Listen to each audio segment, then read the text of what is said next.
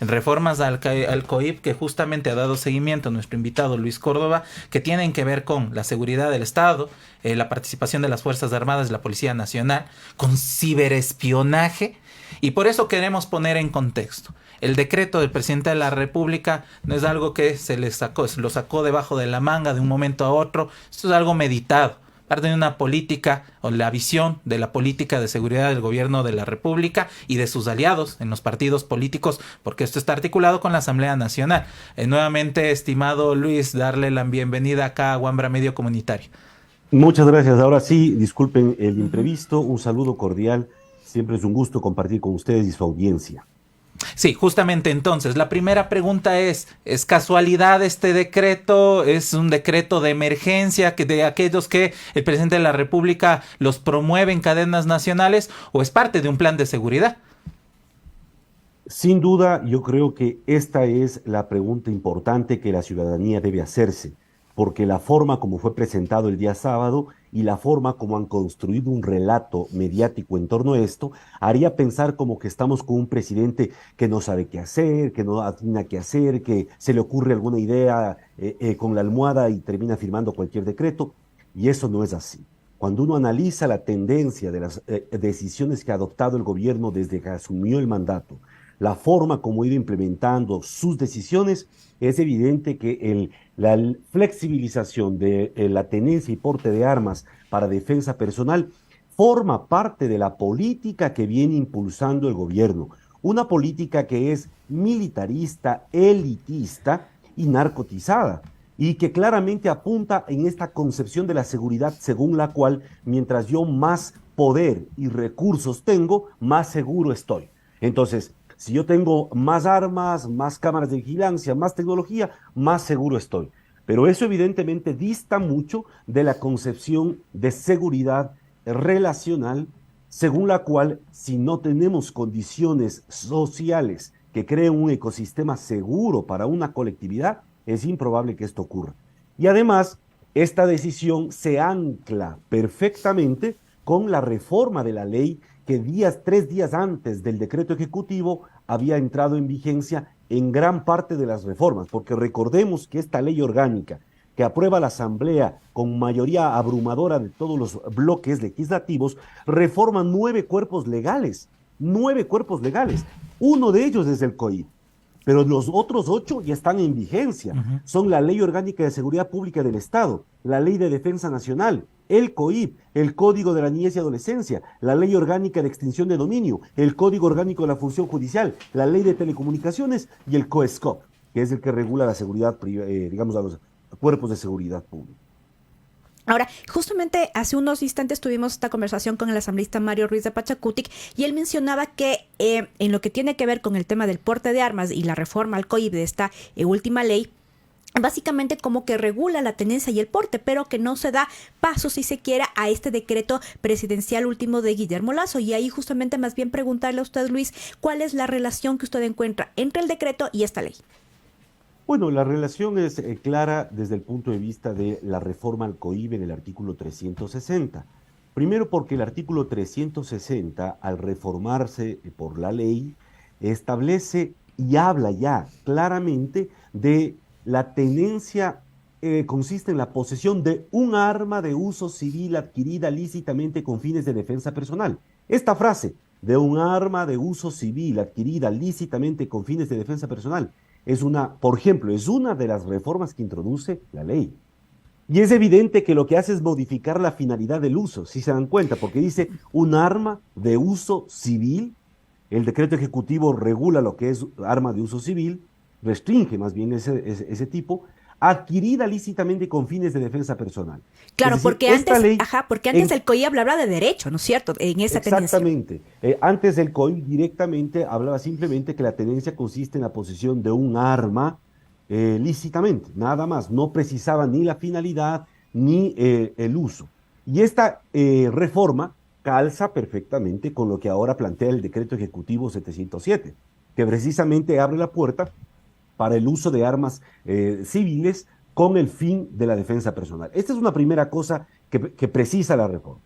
Pero lo más grave probablemente y lo más importante es que esta reforma de la ley del artículo 360 del COIP incluye todo un inciso que muchos periodistas, incluso abogados y abogadas, veo que omiten mencionar, porque este es el inciso realmente probablemente lo más grave que introduce en este tipo penal. El último párrafo, cuando dice, no comete delito de tenencia o porte no autorizado de armas, la persona que demuestre que ha presentado la solicitud de renovación del respectivo permiso al organismo de control correspondiente, etcétera. O sea, miren que ni siquiera va a ser necesario que tengas el permiso. Basta con que tengas la solicitud de haber pedido la renovación del permiso. Esta es una norma con dedicatoria precisamente para las empresas de seguridad privada, porque quienes ya tenían permisos o quienes pueden acceder fácilmente a esos permisos son las empresas y sus guardias, porque una de las características para ser guardia de seguridad es haber aprobado un curso de capacitación habilitante para el manejo también de armas. Entonces, esta es la norma que perfectamente permite el porte de armas y tenencia de armas en este segmento empresarial que está creciendo en virtud de la ola delincuencial en el país.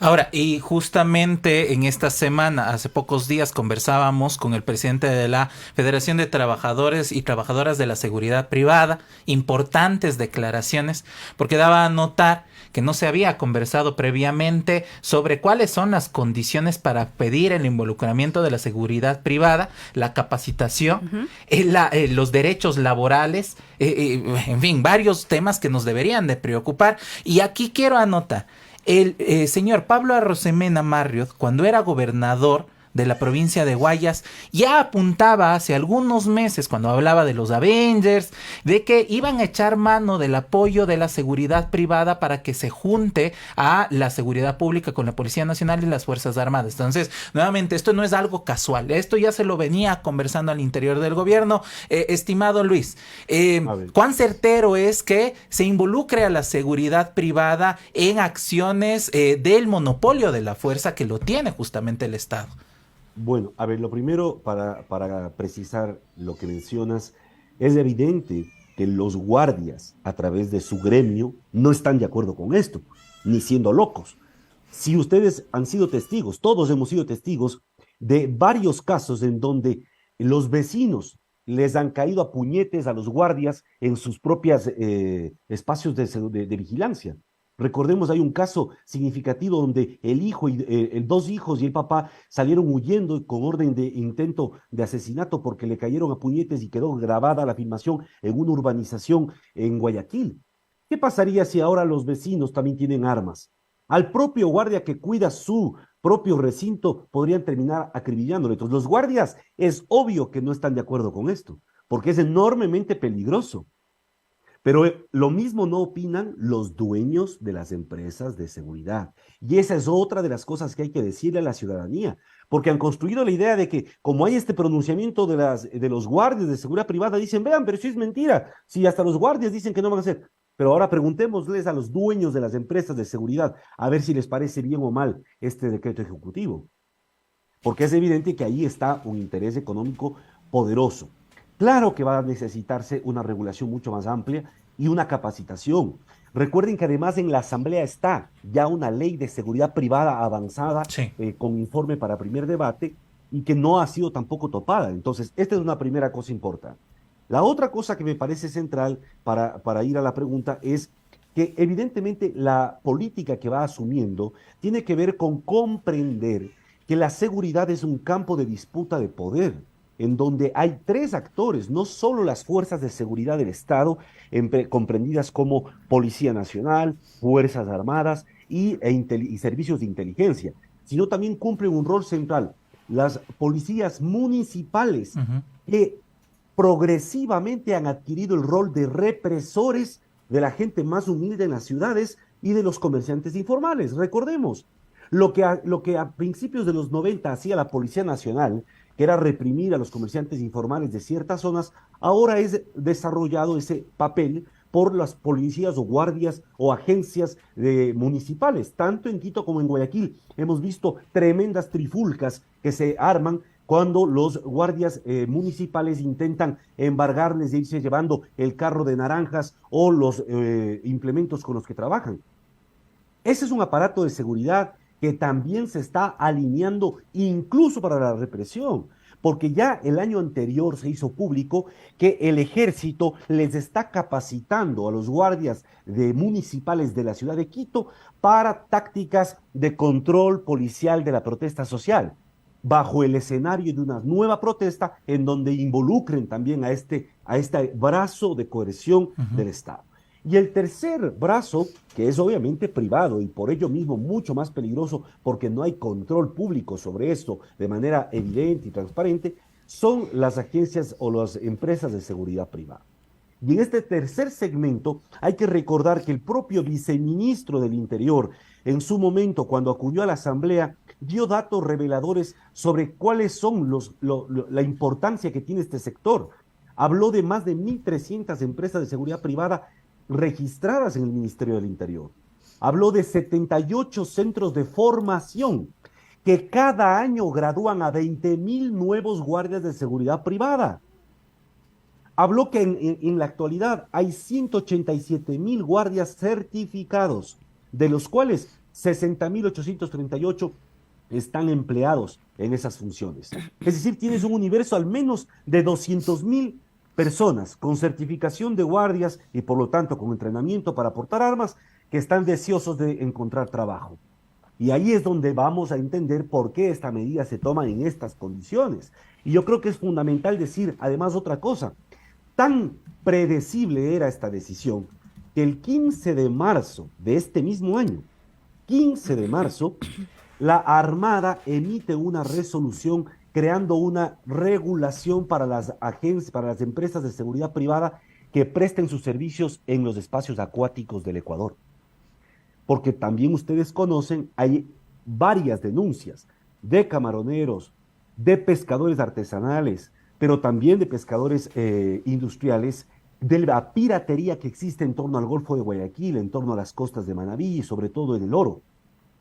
Ahora, ¿cómo es que entonces en marzo, el 15 de marzo de este año, la Armada emite una reglamentación para que las empresas de seguridad privada también presten sus servicios en los espacios marítimos?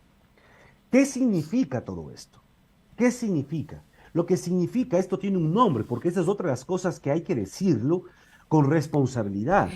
Se ha constituido un sentido común en nuestro país que prácticamente ha erradicado un concepto que desde la economía política se construyó desde hace ya varias décadas para describir lo que está viviendo el Ecuador. Y este concepto es neoliberalismo. Lo que estamos nosotros viendo es una política de seguridad que es propia de un Estado, de un gobierno neoliberal. El gobierno neoliberal lo que hace es restringir la presencia del Estado en todos los sectores y trasladarle la responsabilidad a los ciudadanos de sus propias necesidades. Por eso es que el mensaje de decir, bueno, el que tenga plata compre su arma y protéjase, es un mensaje claramente neoliberal que lo que hace es privatizar la seguridad, pues. Lo que hace es decirnos a la ciudadanía, nosotros vamos a buscar que los ciudadanos que tengan la posibilidad de subsidiarse su protección, contraten guardias de seguridad, contraten guardaespaldas, compren cámaras de videovigilancia, apertréchesen y protéjase. Eso justamente... Pero mientras tanto, pero termino, porque la una pata es esta, y la otra pata de la tenaza es que mientras nos dicen que no hay capacidad de control, que es demasiado, que la delincuencia creció enormemente, siguen apertrechándose en municiones, provisiones y protecciones para enfrentar procesos de protesta social. Porque en eso sí recordemos cómo el propio presidente Guillermo Lasso había ya entregado, les facilitó 13.000 granadas de gas lacrimógeno a la presidenta Dina Boluarte del Perú para enfrentar y reprimir a los peruanos que están movilizados. Es decir, en eso sí no les falta capacidad de actuación y cooperación. Es esto lo que me parece que es clave para la ciudadanía. La primera idea es no caer en este juego de pretender que estamos ante un tipo que todo esto lo está haciendo de manera improvisada. No, lo está haciendo absolutamente consciente de que esta forma de afrontar la inseguridad es complementaria de la forma como ha ido afrontando la política económica. Y lo que le iba a comentar, y para continuar la conversación en esta línea de la política neoliberal y el pensamiento sobre seguridad, una parte visible ha sido el debate sobre la seguridad ciudadana. Ahora, esta política justamente de porte, tenencia de armas, sobre los sectores estratégicos y los conflictos que existen en los territorios. Digo, cuando existe esta disputa y esta tensión sobre proyectos de megaminería, petroleros, o incluso podría hablar sobre lo que sucede en las fronteras, que son tan permeables, estas fronteras que están en constante tensión. ¿Qué pasa con esa mirada justamente ya hacia los intereses de la política de seguridad y los intereses económicos de empresas transnacionales? En efecto, yo creo que es importante un reportaje que acaba de salir en la revista Gato Pardo en México, que precisamente habla sobre las autodefensas de Michoacán, donde demuestra cómo las autodefensas de Michoacán, grupos paramilitares, terminaron convirtiéndose en el brazo armado del empresariado agroindustrial en Michoacán. Y a día de hoy, en Michoacán hay enorme presencia de narcotráfico, pero también rentables negocios agroindustriales, gracias a la protección de estos grupos paramilitares que obviamente están armados de manera increíblemente sofisticada. Recordemos que en Colombia la Asociación de Ganaderos del Urabá fue la que por primera vez en los años 80, sobre todo en el 86, 87, financió a militares de fuerzas especiales israelíes para armar los primeros ejércitos de sicarios. Eso lo hemos publicado nosotros en un documento que titula Militares, Mercenarios y Narcos, donde mostramos un reportaje que se hizo en aquel entonces y evidenciaba los nexos de una agencia de seguridad privada israelí que contrataba mercenarios israelíes y que fue la que entrenó un ejército de sicarios tanto para el cartel de Medellín como para el cartel de Cali y como para la Asociación de Ganaderos del Urabá, que fue el embrión de lo que son después las AUC, las Autodefensas Unidas de Colombia. En el Ecuador recordemos que el gremio, uno de los más importantes y fervientes propugnadores de la tenencia y porte de armas, precisamente ha sido la Asociación de Ganaderos del Litoral y Galápagos. Tanto así que el propio presidente Lazo, en su plan de gobierno con el que llegó a la presidencia, ofreció dar rienda suelta al libre porte de armas. Entonces nadie puede aquí venir a sorprenderse y decir, qué sorpresa. No, por favor, si eso está en el plan de gobierno de Guillermo Lazo. Y no es casual tampoco que el expresidente de la Asociación de Ganaderos del Litoral y Galápagos sea actualmente el gobernador de la provincia del Guayas, pues. Es decir, lo que debemos nosotros concebir es que en el Ecuador hay una enorme conflictividad en torno al modelo extractivista que intenta impulsar el gobierno y que implica ampliar la frontera petrolera, ampliar la frontera minera y ampliar los agronegocios. En esos tres flancos hay tensiones sociales enormes porque no se quiere hacer consulta previa libre e informada a las comunidades campesinas que viven en torno a los proyectos mineros. Como no se quiere hacer consulta previa y no se les ha consultado, hay tensiones sociales que han generado enfrentamientos. Por ahora, enfrentamientos que ventajosamente no han llegado a tener saldos trágicos mayores. Pero ya tenemos líderes comunitarios que han sido asesinados. Acordémonos, hay al menos 9 casos de líderes comunitarios vinculados a la lucha antiminera y antipetrolera que han aparecido muertos, incluso algunos con signos de tortura. ¿Qué va a pasar si ahora las inversiones van a estar protegidas por Fuerzas Armadas, como dice esta ley? Porque eso es lo que hay que enrostrar a los asambleístas, sobre todo que se autodefinen como progresistas, pero que permiten en esta reforma legal que Fuerzas Armadas declaren zona de seguridad y asuman el control de sectores estratégicos del Estado y que perfectamente podría significar mayor enfrentamiento, incluso con saldos trágicos de pérdidas de vidas humanas en estas zonas. Es esto lo que hay que pensar, porque a partir de esto se puede crear un escenario de mayor conflictividad y violencia. Los ganaderos, otros sectores empresariales pueden perfectamente contratar guardias de seguridad privada para proteger sus intereses. Eso es legítimo. Pero ¿qué pasa si es que esa protección de intereses cruza la débil o tenue frontera entre protección y represión y se convierten también en ectes a ejecutores de represión contra líderes que se vuelven molestos o estorban la ampliación de estas fronteras. Por eso es tan fundamental discutir esto de manera integral y no ponerse a discutir si el articulado del decreto es más o menos, sino pensar cómo está construyéndose todo un modelo de seguridad y de cohesión sin que los ciudadanos tengamos capacidad ni de debatirlo, peor de aún de controlar. Justamente solo quería complementar lo que usted nos está comentando. En el artículo 25 de esta reforma se agrega al artículo 43 de la Ley de Seguridad Pública del Estado, las instituciones y cito, las instituciones del Estado que tengan bajo su responsabilidad procesos de negociación, concesión de bienes y servicios de los sectores estratégicos, zonas de seguridad, áreas reservadas de seguridad del Estado, incluirán en todos los contratos o convenios cláusulas especiales de seguridad estipuladas por el ente rector de la Defensa Nacional y el ente rector de Seguridad Ciudadana, Protección Interna y Orden Público, especialmente aquellas relacionadas con puertos, aeropuertos, zonas de frontera, servicios marítimos, servicios relacionados al servicio diplomático que estén relacionados con los centros de privación de libertad o de control aduanero. ¿Qué hacer para cerrar esta conversación, estimado Luis? Hay varias organizaciones que van a plantear acciones de inconstitucionalidad al decreto, pero se mantendrá vigente también estas reformas que han establecido en la Asamblea Nacional. Hay un escenario un poco confuso sobre lo que ya ha instalado en el imaginario el presidente de la República, que es de esta necesidad de defenderse, de la ciudadanía que se defienda ante una situación justamente sobre la peligrosidad que establece la criminalidad en el país. Entonces, ¿qué hacer? ¿Qué podemos hacer los y las ciudadanas?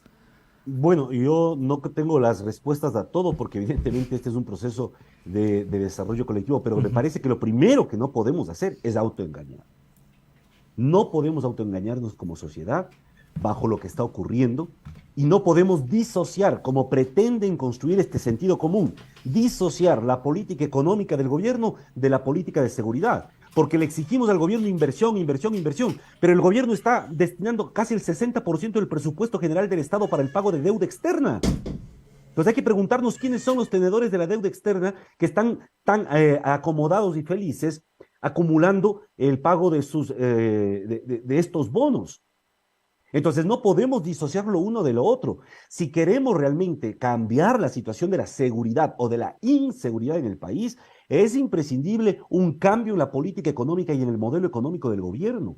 Entonces, lo primero es no autoengañarnos pretendiendo que la seguridad camina por un lado y la economía del Ecuador camina por otro lado. La segunda cosa es, hay que llamar a las cosas por su nombre. No nos inventemos eufemismos ni evadamos la discusión y el debate con los nombres que le corresponden. Y esto es importante decirlo, porque si no caemos también en la idea de que aquí vivimos un nuevo amanecer, como que esto no ha ocurrido en América Latina, como que no hay antecedentes de lo que ha significado este tipo de decisiones. Y justo estimado Luis, con lo que acaba de decir, mucho también se ha mencionado que antes del 2011, cuando Correa saca este decreto, donde también regula el porte de armas, antes aparentemente la tenencia y el porte eran permitidos en Ecuador, y vino Correa y quita todo esto. Y por eso mismo, si revisamos los datos, antes de esta fecha, la tendencia de homicidios era creciente y ascendente. Lo que pasa es que no teníamos, obviamente, la dimensión de muertes que ahora tenemos, pero la tendencia de homicidios era creciente. Y eso que podríamos aquí hablar largamente de casos como el famoso justiciero del Manabí, pues, un señor de una familia acomodada que se convirtió en el asesino de los criminales, con el apoyo, el respaldo y el encubrimiento de la propia policía de esa localidad. Este es un caso que hay que decirlo. ¿Y por qué se logró eso? ¿Por qué se comenzaron a construir grupos de limpieza social? Y en Guayaquil comenzaron a aparecer pandilleros muertos en las esquinas. Y la policía decía que era enfrentamiento entre pandillas, pero jamás presentaron entre quienes se enfrentaban. Era precisamente porque había esta liberalización, esta flexibilización en el porte y en la tenencia de armas, pues. Es que lo que pasa es que la memoria es otro de los elementos que no podemos dejar que se nos entierre. Si quieren enterrar a gente permitiéndole precisamente crear estos ecosistemas homicidas, lo que no podemos renunciar es a tener una memoria presente, activa y recurrente, para precisamente entender que lo que estamos viviendo no es ni casual ni es sacado de los cabellos. Es algo que está ocurriendo en otros países de América Latina y que lamentablemente no podemos permitir que continúe en esta misma lógica si queremos realmente preservar lo poco y de la frágil institucionalidad democrática que tenemos, porque a donde está apuntándose en esta línea es a un Estado policíaco en donde bajo el argumento de enfrentar a la criminalidad, a la violencia y el temor, pues estaríamos dispuestos a ceder cualquier tipo de control democrático sobre el gobierno o sobre las autoridades públicas. Estimado Luis, como siempre, un placer poder conversar con usted. Nos vemos en una nueva oportunidad. Muy amable. Gracias también, muy amables de usted.